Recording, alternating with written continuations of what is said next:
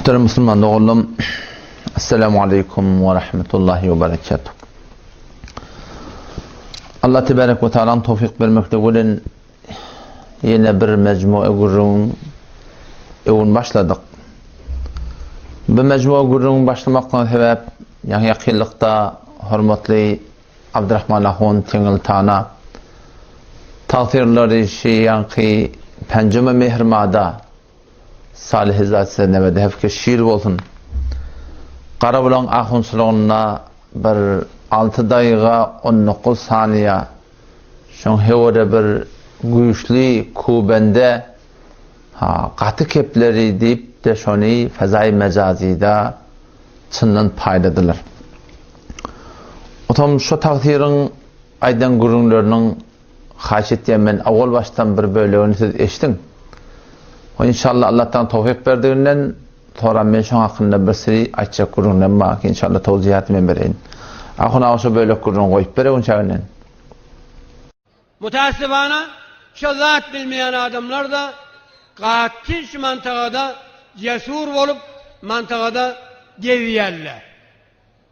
Şoların şu mantıkada seyredip şu mantıkada ne olan yani ey millet sizin nadarlığınızdan, sizin düşünsüzlüğünüzden, sizin ne fehminizden, neyme bir gurrun? Hani bizim ön kahulluğumuz aytmadı zatları. Önkü yollu edebi, bize Hanefi mezhep olur, Maturidi itikat olur, deyip de şoları kovsamız olmayan ilatımızdan. Olur muzdur, ecnebilerin bir hammalları, pul için dinini sattılar, pul için özü sattılar, pul için mezhebini sattılar. Şey deyip gelipsin, dininizi elden alacak bulup böyle. Hani senin gayratımız? Bes onun için şol akide bizim aralarımızda yayradı. Ecaniplerden el girdi bizim bir beşöylü Türkmenin arasına. Mının başında kaçacak bulup, mının mezhebini elden alacak bulup, bunları diğer gibi edecek bulup, ken ecnebilerden sermaye güzari oluyor. Onun için ey haberdar olun. Nahmedu ve nusalli ala Resulihil Kerim. Elhamdülillahi Rabbil alemin. Ve salatu ve selamu ala seyyidina seyyidil enbiyayı vel mursalin ve ala alihi ve sahbihi ecma'in. Muhterem Müslüman oğlum, kıyının takta yankı eşten gurrunuz.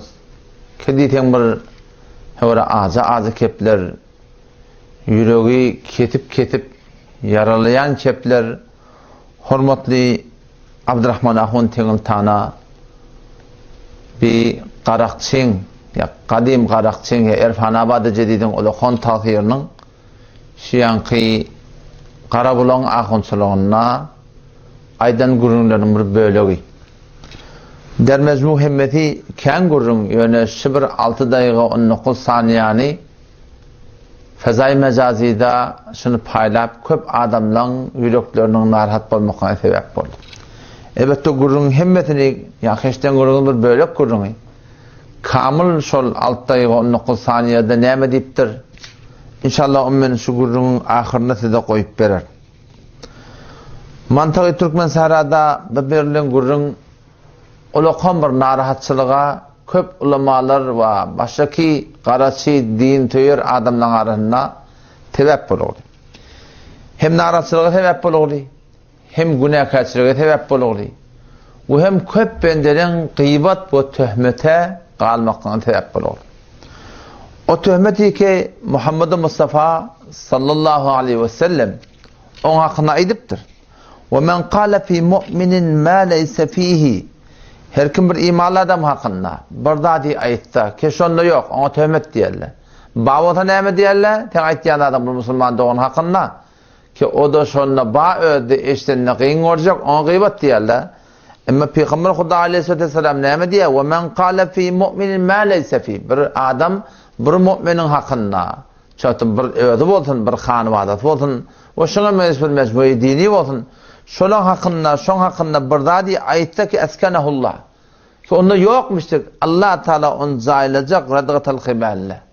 Radgatal hiballe yani yerde ol bir adamı ki ona mı töhmet duruyor Allah Teala onu zayılacak hatta yahruca mimma qal. Tadamani köşe aydan töhmetini aydıp, sabit edip, şondan marahim sağman çıkmasa, Allah tebarek ve taala töhmet vuruyan adamı radgatul hibale salacak deyiptir. Kalu ya Resulullah, ve ma radgatul hibal? Ya Resulullah dedi, radgatul hibal ne amoliye?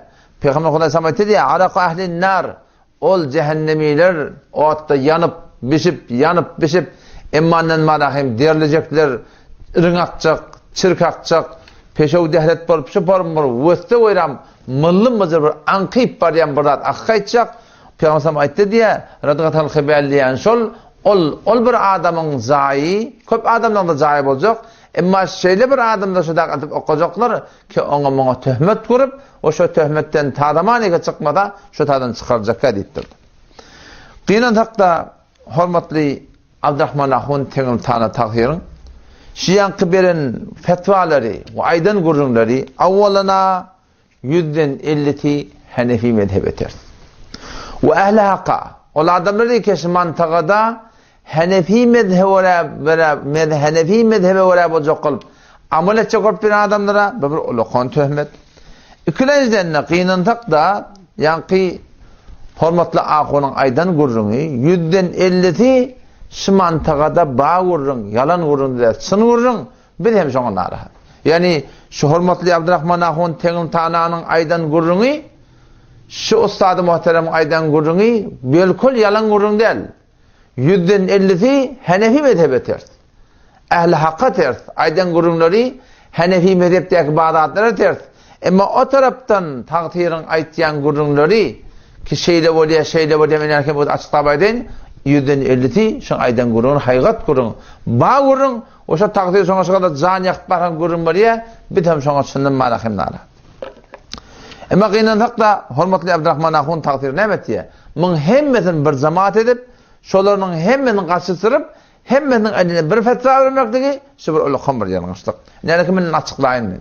Ahun ağa şu bir böyle gurrun ki ben ayttım avval şu tadı böyle koydu. Ta inşallah ben size inşallah şu gurrun açıklamayı yapayım. Şu bir böyle gurrun koyup ya maşadan. Ve siz Hanefi mezhepte mi? Mezhep diyen zat yoktur. Mezhep bidgat. Burada deysen Kur'an'dan delil var mı? Hani Kur'an'dan delil? Şunu bilin. Ehl-i sünne vel cemaat'ın yanına delil 4. Kur'an bir delil, hadis bir delil, kıyas-ı müştehid bir delil, icma-ı ümmet bir delil. Şuna edille-i erbağa diyorlar. Her kim şu edille-i erbağa itikadı yok, bilim ol adamlar gümrahdır, mezhepten çıkan, yoldan çıkandır ola. Hop, takdirin aydan gurrunu kulak atsınız. Takdirin şu bölükte aydan gurrunu. Yani iki kerek tanap bilen o da. Siz Hanefi mezhep değil mi diye şu otururlar. Şundan bir de Hanefi mezheptir. Şuna hiç şek yok. İkinciden mezhep deyip veren dağıt yoktur deyip aytyan adamlar deyip teyiş olur bakayım reddet diye. O bir de hem şöyle reddet diye. Mezhep bedgat deyip veren adamlar deyip. Bir de esten kabul edem de. Burada da aytsan entecik bu da Kur'an'dan delilin var mı deyip. Sen Kur'an'dan da delil var mı ayımın hakkında deyip soranın ayıbı yok. Ama müştehitlerin dağıttan kimin kabul etmeni. Kıymullatan ayımının Kur'an'dan delil var mı deyip müştehitlerin kimin kabul etmedilik. Bir de sabır diyanatta bir sevgili zat değerlerini bir de hem kabul et diye. Ya ehl-i sünnet ve cemaatte 4 tane delil var. Kur'an bir delil, hadis bir delil, icma bir delil, kıyas bir delil. Bir adam iki gelip şu 4 tane esli ehl-i sünnet ve cemaatte kabul etmese biz de şöyle adam yoldan çıkan biliyaz. Gumrah biliyaz. O biz de şöyle adamlar alıp barayan yolunu sırat-ı müstakim bilimde. Yani şu takdirin şu yankı böyle aydan gurrunu, eşten gurrunu biz şuna kamilen kabul. Yani anlanmakla ve dakikada yani alıp barayan sürgümüde dakikada şu bir yankı böyle aydan gurrunu bir de kamilen şuna kabul. O men aytyan gurrunu yani koru gurrunu da hem sana ki yanma fezai mecazide de öz hücredeki ders veriyordum ben Kumuştepe'de. Ben şudak çağırdılar bir de Hanefi mezhep deyip. O bir de Hanefi mezhebi paybent deyip. Biz şu tadı 3 yıl zahmet çektik. O şu tadı nihayeten ben gördüm ki şu tadı şula Hanefi mezhebi paybent değil. O Hanefi mezhebi paybent bulmadık direktli. Böyle ustatlan bilen dosyarlar ki şu 3 yılın içinde din, diyanet deyip, Hanefi mezhep deyip attan, avreden, göden dillençiler, şolun hemmesini oturup maslahatlaşıp, şöyle bir ulukan muğiyeti, şöyle Hanefi mezhep deyip, mezhep gerek ya diyen gurun, mezhep bana paybendi etmeyen adamlar, şuna menes ancak deyecek gurunları, bir de şu ulukan bir muğiyeti sından epper kayttık yani. Şu önemli deyip, biz ol bir adamların şagirtleri, ki bizim ustadlarımız şöyle bir dedi ki bir adam gelip mezhep gerek ya deysin, mezhep yok deysin, mezhep belgat deysin, yaşanan mezhep yankılatlar deysin, bizim ustadlarımızdan alan dersimiz şey, ki biz hem şoları kafir deyip duranlar elhamdülillah, ama biz hem şoları sırat-ı müstakimden çıkan, yoldan çıkan, ehlisin ol cemaattan cüdegane bir tariqa, o gumrahim manahim bir zatlarına giren adamlar deyip tanıyar Müslüman da o. Buna hiçbir gurun yok. Ama şey yankı, takdirin şey yankı bölük, ahirki bölük eşten gurunu var ha, şibidin mantıqamızda kamilen %100 bağdat şey. Yok hatta o hakka hak deyme olur biliyorsun. Ama ulukan gurun neyme? Ulukan gurun şey, hormatlı tenglahun takdir, tanım, muhterem ustad. Sen şu iki cemaatın arasını taylabilmeni, şu ikisini kaçtırıp, bar yoğun marahim, bir düzgünü alıp, şundan bar yoğun nemet yan, Vehhabi demeklerini ten yanlış. Şu bir ulukan bir yalnız şey ki, şu ustadı muhteremden marahim, vakı buluğlu. Hormatlı tenglahun muhterem, yani ve de açık aydeyin, eğer sen mezhep gerekke deyip dururlar bilen, poşta tribun, sen mübarizet diyen motan, mezhebe bedgat diyen adamlar bilen, o şoňa meş edilli erben kabul etmeyen adamlar bilen, sen eğer poşta tribun marahim, şonuň hakynda bar mübarize edip, aydyp diyen motan, mübarizet diyen motan ya kitap diyen motan, elhamdülillah bizim ulamalarımızda, bizim ustadlarımızda kamilen şidatları muhalif ve kamilen şidatları näme ketipýärler? Mübarize ketipýärler. Bu bir gün ekonomi gurunda. Aslında o da men şahid edendi men ödüm. Men kitabımı ustadlarımın eline aşağıya yazdım. Yani şol asli kitabı kimin yazdım mesail-i muhimmi etikadi ve fıkhi azidka ehli sünnet ve şoňa 4 dillerde rahmet çektim. O men şu taada şonu goşte saravanı yazdım. Şu ustadlarımın eline aşağıya yazdım. O men kitabım 50 dersedi, şimdi hep gerekli deyip duran adamın hakkında. O bir 50 dersedi, şu hormatly Abdurrahman Nahun tengim tanan takdiriyalak adamlar enteci kıymılıdan Vehhabi deyip duran adamlar manahım hakkında yerlanlar. Benim kitabım olakan delil ki bir kitabımda ıslatlı cedadır ki mezhebi kabul etmeyen adamlar biz de kabul edemdi. Ve hatta ben kitabımda sonra münazara çağırdım. O sonra yadgıl durunda. Ve hatta sen hormatlı takdir, sen olakan bir töhmete kalıglı. Sen iki geliyerden tebliği türeyip verirler deyip tebliğiler de mezhep gerek gelen için tanımaklık. Gördün o döneyin. Tebliğin içine men gittim, bir yıl tebliğe men gittim. Pakistan bile men aylanıp geldim, şu tadi Hanefi mezhepten başka istat yok. Hatta şu Türkmen Sahran merkezi cemaat tebliğinden men 5 aylap, şu emir cemaat tebliğin icazatı bilen merkez cemaat tebliğinden men dehmet çekip, şu mezhep gerekki deyip durulan aleyhine men CD vurdum. O sen gelip de bana bir tebliği sürep verirler deyip, bularda mezhep yok deyip duran adamların içine kalmakla Müslüman doğun. Bunun katı bir lokan bir töhmet. O bir şu tadı, şu merkez cemaat tebliğde men şu tadı bolup, şu tadı şoň hakkında CD'ni rahmet çekip, 5 aylap rahmet çekip, meşhur CD'ni kurup, münazara çağırıp, onu haytan şu CD'ni paylap, nihayeten şolu münazara gelibilmeni, nihayeten kulen meydanı hali edip, kulen İran'a çıkıp gittiler. O zaman şu dayının takdir etene yatan yerinde mezhep gerek gelen hakkında, mezhebi bedgat diyen adamın hakkında, o şoňa mezhebi gumrahi bilen adamın hakkında sen yatan yerinde atýan bolsaň, biz şolar şak we şak bolup, awwalda bir münazara çağırýarly, o şu wagtda biz şu münazara çağırdyk. Şu bir adam men kanalym serset göräni. Men kanalymda nagadar hem metlepler bar. Mufti Merdani'nin Malahim kanalından nagadar hem metlepler bar. Bizim ustadlarımızın kanallarından nagadar hem metlepler bar. Näme hakkında var? Şu mezhebi gerekki deyip duran adamın hakkında biz ne kadar metalipler yaptık. Hatta bir zamanı Farsi, kullu dünyayı gayri mukalledi mezhep gerekki deyip duran adamlar. Onlar iki tarafa 8 rekat deyip etýärler, 20 rekat deyip etýärler. Men şolary münazir aslında sauti mene beren gurrugum ma. Tarifin 18 bölek dağı. O şu tadegasy serçetdiňiz mene kanalında Hamide Firuzi diýen marahym lafzy serçetdiňiz. Şu tadı men şu şahsın ödeki şizatlara başlık bolup ketip ýan Horasan taraplarda men şonu ödün sırahatın münazara çağırdım takdir etsen. O zaman yani men taňa näze düşündireýin ahy. Sen şu mezhep gerekki diýen adamlaryň oňuşmany ýa-da işaretli mi? 3 ýyl bolun hüzremde, o da ne yaparım hüzre? Bir hüzre iki men şu kullukum iştefede menden başka yolmadan taife yok. Yekece men yolma, yekece men oyum, yekece men hanımadan. Olurkum iştefe men ganimet öz muğiyet avrim gödeyen adam bolsam men şu tada galamali bolamali emma bir de hak gerek bolarlyk derekli sen şu düşman tutan zatdan manaka biz de düşman tutup Müslüman şeyden kaydyk emma takdirin ulkan yanlışı nerede takdir şu an Türkmenistan'da muhtelif cemaatler var o bir umumi soratında Osmani bolugly Vehhabi bolugly o sen Seyfiye var mı içinde yarmada hon takdirin kılaba tenla hon takdirin kılaba bu tarafta Celal Karim Marahim adamlar var o taraftan Kerim Merdahon kılar var o taraftan Marahim şoňa mens Marahim başy mezhep gerek edip durarlar var o şu kümüşlemen ödünde de Marahim näçe berek boluglarym o şunyň içinde hormatly Abdurrahman Ahun teňil takdir nämedir bilýän iki jamaat bilen düşman boldy ya şu muhtelif Türkmenistan jamaatlar var Abdurrahman Ahun teňil takdir şunyň köpçi var haýollar hem aqida Seyfiýan aqidati Abdurrahman Ahun teňil takdirin öde aqidati yarmadyn kile ya şoňa mesbada bäde gadim Türkmen ahullar umumi soratynda aqida taýdan menhej taýdan bir bizim bedgat diýen adam şola kabul edilen bizim aqida diýip duran adam şola kabul edilen o ne kadar ihtilafatlar arada var emma muhterem ustadın edeniş näme bolugdy şu jamaatlaryň içindäki Türkmenistanda gelip şu ikisini düşman tutsunuz ol düşman tutan jamaat idi o düşman tutunda 40-50 ýyl şolamy bar diýip gelip o iki jamaat idi bir eşiyan ki tevhidi ödüne dakıp yani ödüne at koyupdur tevhidi bizdi o biz Hanefi bizim Hanefimizde tevhid de var biz ehli sünnet biz Hanefimizde ehli sünnet de var biz bedgattan bidar biz özüne ciddi zat takmak gerek Hanefi mezhebinde bedgattan bidarsılık da var biz bir Hudaýa taňýas biz Vehhabide biz Hanefi mezhepde şeýle tatlyk başlaryny tamamda muňa jeda gana bir at koyup tevhidi diýmekde gerek Imam Azam muvahhid adam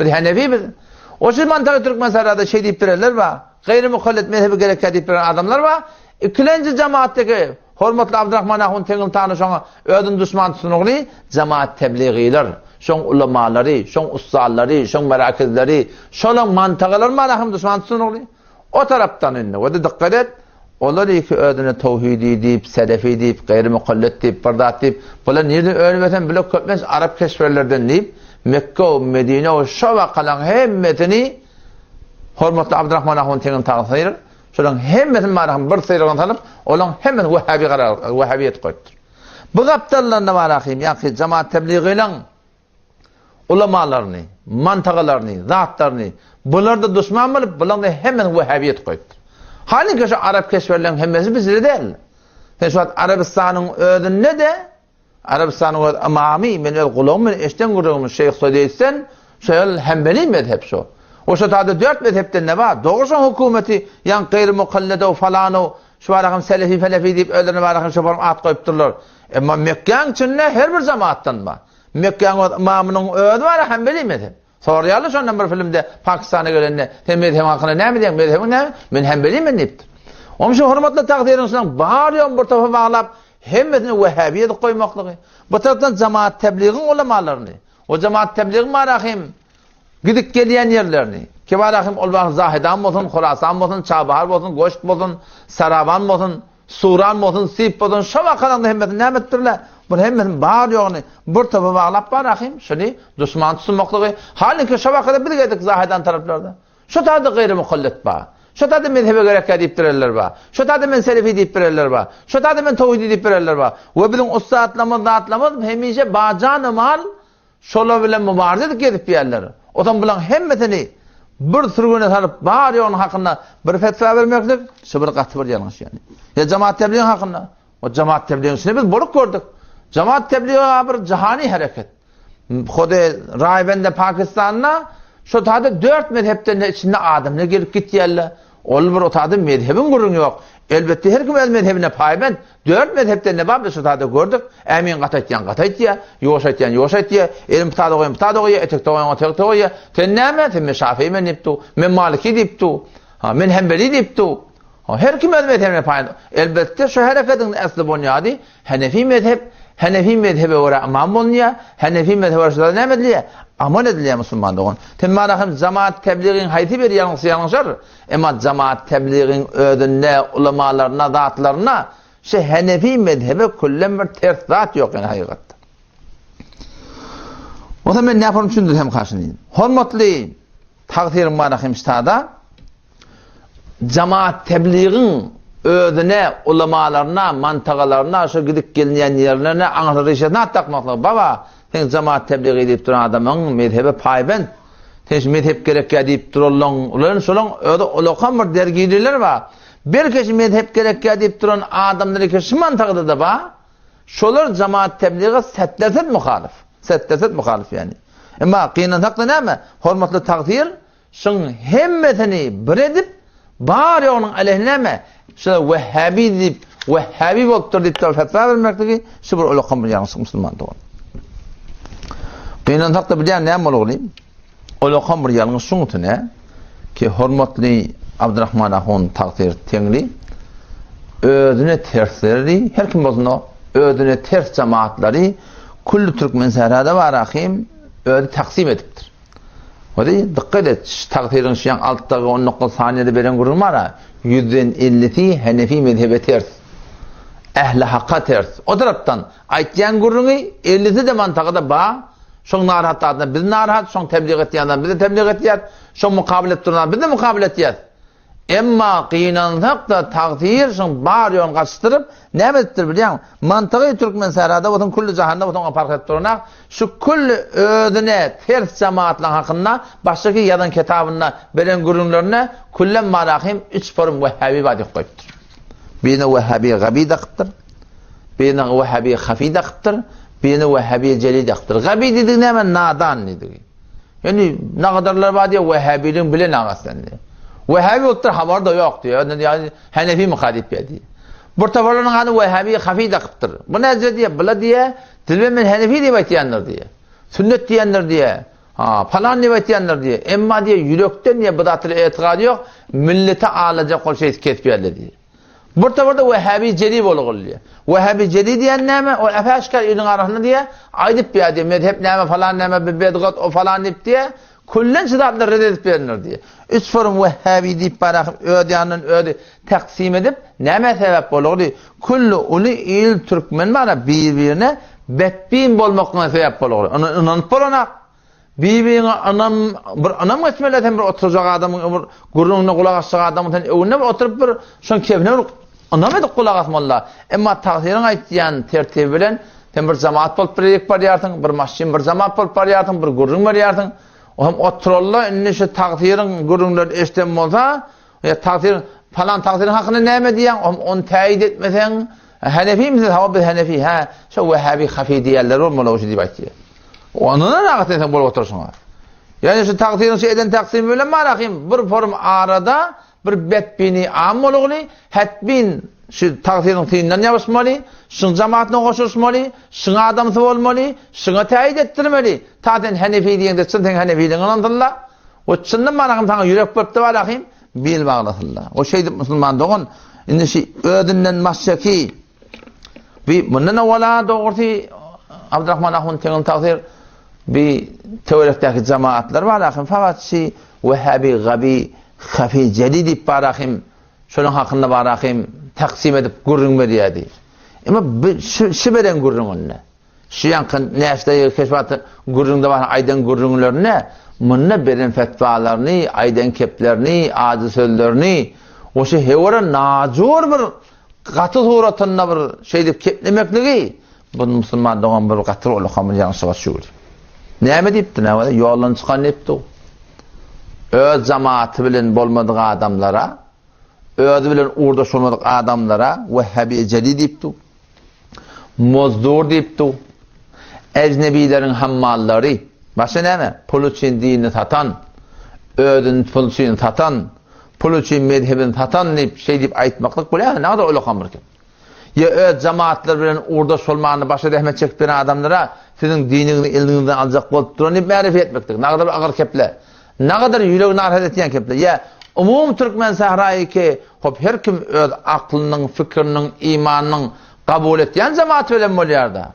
Şolara gelip siz nadan demekliği, düşümsüz demekliği, nafehm demekliği, o sizin cemaatle malakın başka cemaatle roş etmekliğini, ulu ilin nadançılığına, düşümsüzlüğüne salmaklığı ve ulu il Türkmen sarançından narahatsızlığı oklu olur. Yerde orta malakın ödün uğurda sormadık adamlara bir ejaniplerden ilgirdi falan hepsini hemmeden bir topa bağlamaklığı. Akın akşa böyle kurun koy. Şu bir böyle hikaye yankı takdir teoritten gelip işakelleri ecnebilerden getir debet ya şu böyle kurun koyup ver. Bes onun için şol aqide bizim aralarımızda yayradı. Ecaniplerden el girdi bizim bir beşöylü Türkmenin arasına. Mının başında argaçacak bolup, mının mezhebini elden alacak bolup, bunları diğer gibi edecek bolup, kent ecnebilerden sermaye güzari oluyor. Onun için vara haberdar olun. Tahsirin aydan kurunlar geçtiniz ki. Näme diye inerlekem? Türkmenin dinini eline alacak olup bererler. Beşöylü Türkmenin arasına ecaniplerden el girdi. Ecaniplerin üstünde man sermaye güzari oluyor. Hürmetli Abdurrahman Ahun Tağsir Tengri, Tana Müslüman doğanım, muhterem ustad, şiten aytyanlardan mantığı da bir yok dep bilecek ya doğrusu. O bizi anlayasız atları. Ecaniplerden el girdi, kän sermaye güzari oluyor. Bizi anlayasız onu. Şolan daş teoriyondan şimdi hep gerek deyip berelen, şulan bir yerden temin moliyallığını, şulan bolup berişinden daş teoriyondan biz de anlayasız. Biz de şolan müşkilimiz var. O şolan Hanefi mezheplerini biz biliyoruz. O şolar Hanefi mezhebin aleyhine dehmet yerlerini biliyoruz. Ve biz hem şolar bir muhalif. Yani onlar şeyle bir kən cemaatte Türkmen seherada. Bir adacık cemaat bir cüret de yok. Her yerde var Hanefi mezhepte deysin. Belli adamların yanına aytsan aytyandır. Şagirtler bazen bana aytya. O şoňa men deswarakim bir öz bilen ýaşamadan manaky. Onu bilmek de gyn dogry. Men Hanefi diýen şirket biýerler. Hani Hanefi mezhepte bir kän cemaatte de kullu Türkmen seherada hetabatdan bir iki tane ulaqara huzurlar var. Qalanlar var hem şoň şahalary edafa bir cemaat de musulman dogan. Emma gynan hakda tenini gurun şoňtuna wede şolan bar ýogyny bir topa baglamaklygyň. Hormatly Abdurrahman Ahun Tağsir. Öwrekde inşallah men teň aydan gurunyň hakyna teň öňde bir torjak soragyny bar. Sen ödün Hanefi bilýän, bu da Hanefi bilýär. Sen şolar bilen düşman näme? Bir de şolar bilen düşman. Bir de şolar bilen oňuşman okuýup duran şeýle äppel gaýtyk takdir. Emma sen bir forum bar ýogyny bir topa baglap, bar ýogyny bana hem şuratyn hak etmekligiň musulman dogan sen şunyň gatyalňyş. Sen şu Wahhabi diýip duran adamlaryň bilen bir de şolar düşman. Sen şolaryň hakyna kepleýänmeden bir de kepleýär. Sen ki münazara çağıranmy soňa göremde. Çağırandyň. Emma bir de hälisini çağıryp tut. Sizden münazara çağırýar, biz şurada çağırıp kersiniz. O sen takdir etsen aytýan guruna Wahhabi, bir de sen Wahhabi diýen adam bağlı mantygy bilmendirim da. Şolar batyllygyny bilmendirim da. Şolan halaf mezhepligini bilmendirim da. Emma sen musulman doganyň şu porum bar ýoň bir topa baglamaklygyň muny taňa bir mantygy Türkmen seherada ählakyň hakynda ulaqan bir töhmet eten galydy. Hop, indi näme diýelim muny? Hormatly takdir açjak emine aýdypdyr. Bir günne ekunne 40 kelbäle aýtyp ýa. Yani bir agy bar kafir diýmekdir da. Her formada atypdyr. Şol wagty bir adam bar sen ýoldan çykan diýsen. Mozzur diýsen. Ejnebileriň hammal diýsen. Pul üçin dinini satan diýsen. Pul üçin özüni satan diýsen. Pul üçin mezhebini satan diýsen. Kafir diýmek şundan kän gaw dämi? Şu bir adam ki kafir diýmeden ýüzler beterräk. O näme diýip? Kafira kabul edenak. Ola kafir da näme? O kime dere berjek otdura? Mene kabul etýärmi näme? Sen taghirin aýtýanda atlary, şeýle keşe mantagyda getip şeýip tebliğ etýärler ýene bir zatda. Dogry munafyk diýip aýtdyňyz. Şeýle diýdi bolýarmy? Aty zahiren özüni Hanefi kökedip, zahiren otadan pul atyp, mezhebini satyp, ýene bir zat edip, ýene bir zat etýän adam, bular dogry munafyk bolýar. Munafık diyen adamlarda erti kıyamet günü innel munafikine münafıklar fidderkil esfeli minennar cehennemin en eteki tabağında deyiptir. Yahudilerden, Mesihilerden, müşriklerden, ateşperestlerden, mecuslerden etek olacak deyiptir. Takdirin şahit diyen kurum var. Doğruca şey münafıkın sıfatı. Ve münafık adam şeyle bir surette get başarıya. Ol adam kafir olup da varakayım. Beydi suretine get başarmıyor. Çünkü kafir olsa neyme? Ben kabul edemek de eder da neyme? Kimin kabul edecek? Zahirin öz musulman turip şeydik gelip bir diýmekliği o şu suretinde tebliğat etdiği diýmekliği doğruca musulman doğmarsın. Münafık diýip aýtmakdyr. Kabini näme etmeli? Olyň agdyndan şugurun hem ýerde şugurun aýragly. Ona jogap bermesen de halk dene bırdap bolmaly jogap bermek diýip aýtýarlar. Elhamdülillah şu muhtelif memerlerden jogap berilipdi. Ve men elhamdülillah nöbetimde inşallah nöbetim takdirden başla dilim çolaştı. Allah'tan tevfik verdiğinden başardığımdan hürmetli Abdurrahman Ahun teğin takdirin şu aydan gurrunlarını men bölek cevap verecek. Şu birinki doğrusunu kıyetiyor. On budatlar cevap verecek desen ne mi? Ay falani ihtilaf öğretiyor. Baba ihtilafçılar da öğretiyor. Müslüman doğum birine fakat serfen benim maksamı defa töhmet. Şu özüne töhmet durur ya şu ayeten keplerini. Şu töhmetlerden cevap vermek ne olur? Ne yapalım idin aklına gelmeli? Ne yapalım başını kaldırıp gelmeli? Ne yapalım tebliğ etmeli? Ne yapalım diyanet öğretmeli? Tam kullin etimat diyana kullin camiada selvet tu. Eğer sana cevap vermedi, bir de serfen defa töhmet edecek oldu. Onun için bir at kalınacak, abraya kalınacak, yine bırakacak. Ne ol bildi? Beyle bir maksadımı da yok bunun. Bunun ne oldu? Ben neçem orada takdirlerin hakkında kepledim. El cümle hamana şu atçı yankı. Adın hemen akmada hun tana. Yankı akıladı men pir deyip barak men seyfiyen başlıkları bilen. O şu bile men önce kusmala hususi ettim. Öbür marakı oturuştum ya kabul edecek ya. Sonra münazat çağırdık. Elhamdülillah geldik. Oturuştuk. O ne kadar adamdan göz açıldı. O şu öyle sebep oluyor zatlara. Bir doğru değil çok öyle başlamda zatları. Hürmetli akmada hun tana şi aklan menberine marakım lapcım oda menberizm odan bir şeref tebliğiyle birin cevallımı gumrah edecek oluyor falan ağzından geleni ayet ya o zaman ne bir de menberimiz de yok elimizde hissat yok bulaşır CD elimizde var bizim on birden CD oruna paylayan ama Allah'ın ihtilaf öğretiyor hafızcılığın ihtilafın yerinde ol menber zımmadan bir şeref deyipti o hakka ittiye takdir onura daha bitir kavada bayt daha zahile itti ha diye Allah'a ama senin de mukabilinde sen yaşayacaklar sen yaşayacaksın gidin atlı gerek sana abraya gerek etimat gerek muhabbet gerek bir anam gerek senin mukabilinde gelip de bana keplesen biz oraya ne mi ihtilaf öğreteceğim biz ihtilaftan bidar biz şükürler başlamda öğler başlayarlar mecbur başmışsın alamet kepleme oluyor yani erken bir sadan tesmeden hun tanı diyorlar.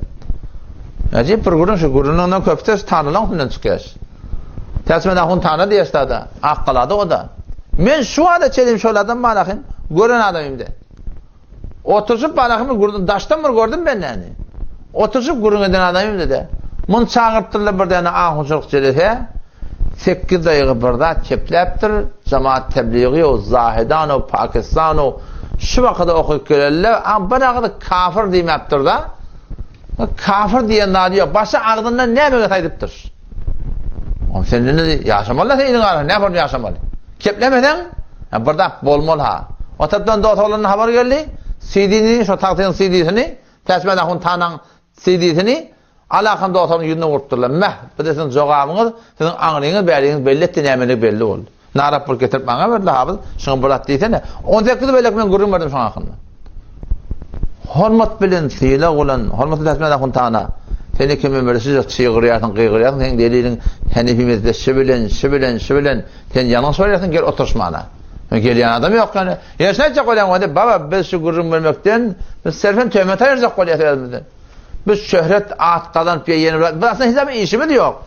biz öyle işimiz edecek aradaki ihtilafları bir şey bilen adamlar aydıp millete kızavata koyacak her kim intikab eder biz barakım millete üstüne ulamalan ustaatlan malakım CD vurup ulan abrine ne koturumda öyle bir hon kepleyerler mecbur ettiler o hem ne var biz böyle ihtilaf öğretken ola öyle hak etken yani erken benlerde hürmetli Kur'an'dan avunuk takdir yani erken stallakta o avail bir şeyle bir gurur verdi o da aytnamada ulu ilin arasında bir de yere soktuş millet biliyor kimin hakkında gurur verip duranı gurur kimin üstünlerine hemen anlıyor bir de cıda bilmeyeni şu mukabilinde var akim bir CD vurduk o ne kadar adamla kuvvet tertip baba sen önce öğretiyen şunu gördün ya Ahmet Ahan Kur'an pur o faragideki in heme var akim birbirinden gıybet edip töhmet edip ahir bir ikna cavan oğlum barpa tezini nefret kayıptırlar. Usta senin hakkında şey diye ne mi diye? Yahudi ama Allah Yahudi deyiptir ne olur böyle. Muzdur bir devletin muzduru bir ihtilaflar devlet mesela aslında şunun için koyulan şey aslında etmesin bir gününü koymayalım falan et diyelim beyt diyelim şey diyelim deyip şu barım yere sokuptur mecbur da sen ne mi oluyor? Sen işte kepleme oluyorsun önden defa etme oluyorsun. Hürmetli Abdurrahman Ahun tenin takdir tanı tenne Mınına ol bir 29 gece tariben bir 8 yıl 7 yıl bollana radyo görgönden 29 gece Vehhabiyet tanımalı takdir görünmür.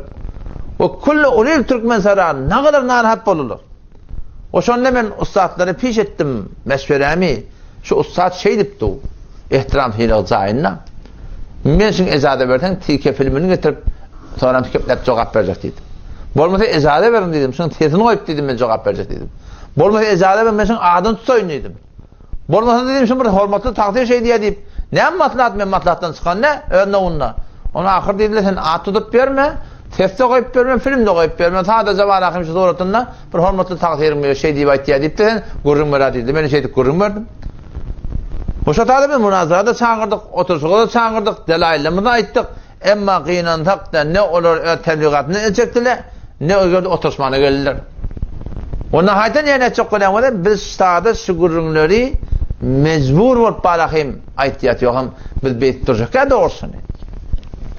Hatta şu aradaki şu diyanki defaz mezhebi Hanefi diyen de şu Kur'an'da var mı hakkında? Şu defaz mezhebi Hanefi diyen de var mı? Yani doğruca Hormatlı Abdurrahman Ahun Tengil Tanrı Malakim şu takdirin hakkında kurulansıydı şu. Şu 29 geceyken şu radyoda kurulmuştur serfen şu hakkında kurulansıydı şu. Başka saatte şu. O şu Kur'an'dan sonra varsan bir tane kötükten bir atakıl sarsı yanırla galiben adına bir Moğollu özde. Yaşırak adam Moğollusul tokuya şuna tataştım otam. Otam mahşeme certtum böyle şeyle kurulmalı. Kimsen malı ben hafız yolmuyum. Ben balı yüzüne akbotun tanrı yakan ne yapma beni. O şu tenakon takdir bir şeyle bir kepledi ben öyle ulamalarımı da şak ettim diye. Şu ten gurrunu eşitip beni açırstım diye. Şu forum betbiyin et yerle ulamalarımın hakkında otam üstada varakayım gelip de varakayım bizim hakkında kepleden bu da böyle ihtilaf döretiyen ola böyle ne mi diye hakka ittiyen mi teasfana. O şey hormatlı Abdurrahman Ahun Tengil takdirin ahir kaydan gururun hakkında da ne kadar ulamalar şu menberlerden aydıp dururlar deyip dururlar. O yazacak ulamalar da başın hakkında. İnşallah ben olur zayinna fezai mezadi inşallah biz onu intişar veririz. Yönenli şibenden başlayan aydan gururları inşallah biz cevap vermekçi. Biz çeremi de yok takın emetsin barakım. Bir hakikat yüze çıktın bakalım belli olsun. O millet barakım öyle intikab eder. Kim kavmal kim kavmalle kim haklan kim nahaklan biliyor musun? Şondan başka bir de hiç çare kalmadı.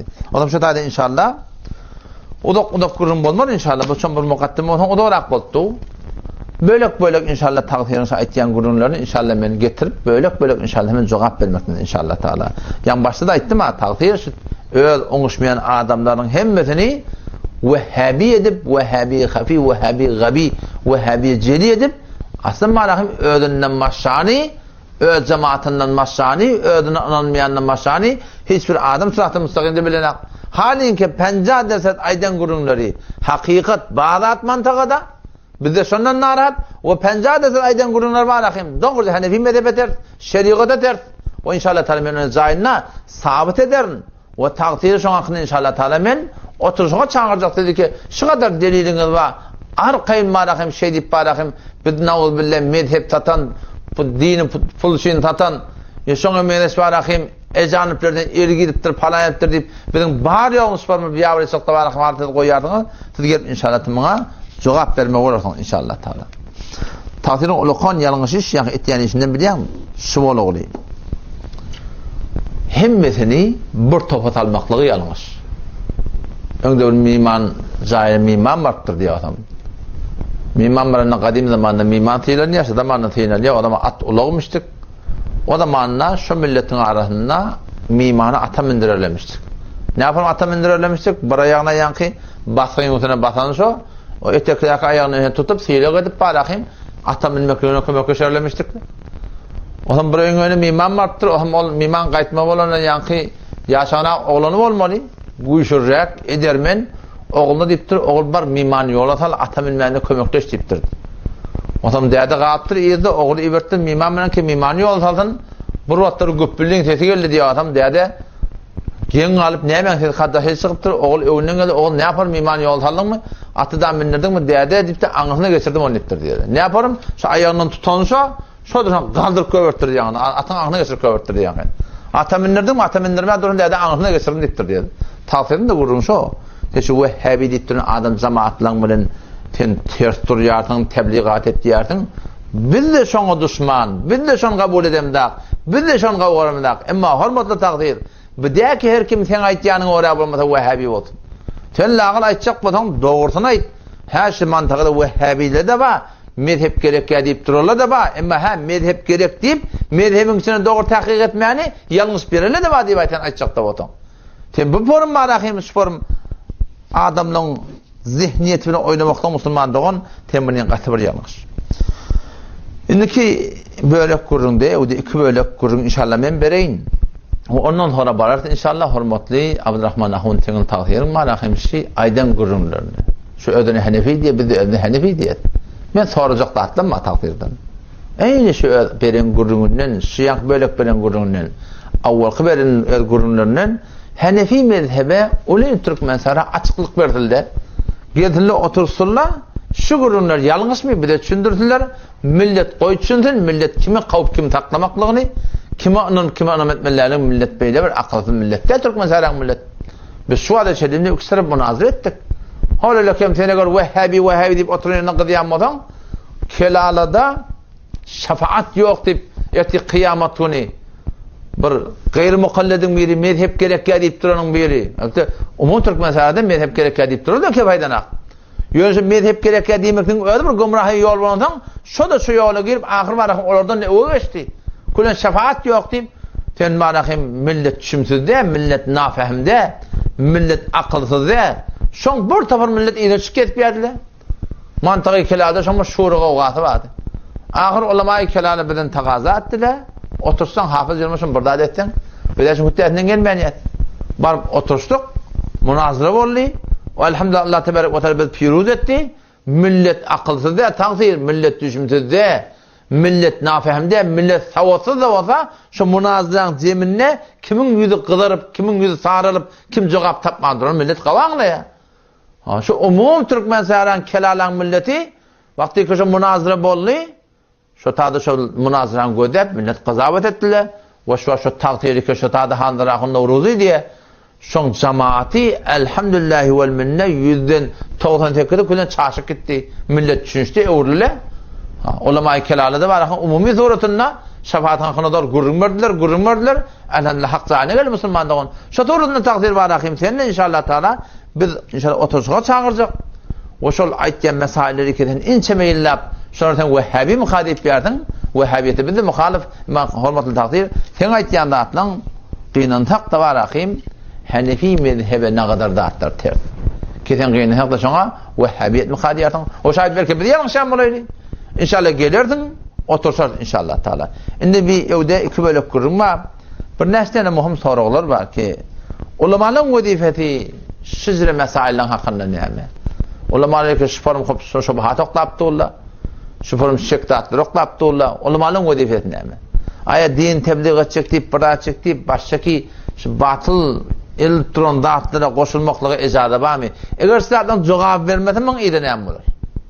Sizlerden inşallah ben hakkında bir sidada açıklamalar vereyim. Evet, yeni bir soru var. O da şey ki, o da sorulayan da hatta işte daha şu birbirine vurup ketmeyen o memberden o seni yamalıyatın, o tane seni yamalıyatın, sen maramdan CD uğrayatın, o tane o falan et diye bir haçana çelliyim sporun birbirinin canını düşüp bir 5 yıl Türkmen onuşmanı var hem zavallımı da atlamı kullan din diyanattan zede bolup da haçan şey tikkelmiyor. Rahkar näme? Aýa bir dogry olmuş bir elektron işleyip de barahym bu da bir gawy soragyň ber inşallah men onu başardymda açyklaýyn.